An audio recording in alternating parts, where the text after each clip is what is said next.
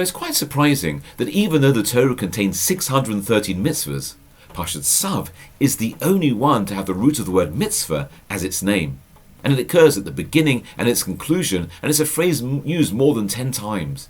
And therefore, at this stage, it's just worth considering our approach to mitzvahs and our understanding of what it means to be mitzvah subject to them. So the Gemara famously states, Godel mitzvah v'oseh, greater is the one who's instructed and does, the one who's not commanded and does.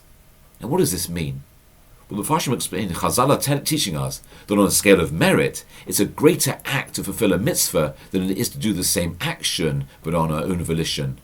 Now, of course, this appears to be counterintuitive. Surely a volunteer is nobler than a paid worker, and being self-motivated to do good is greater than goodness resulting from instruction. Well, Tosfos explains that a person who's instructed and does has the fear of punishment hanging over them, and therefore they're very particular in their performance of the mitzvah. And that's why they're deserving of greater reward than someone who does the same act but wasn't required to do so.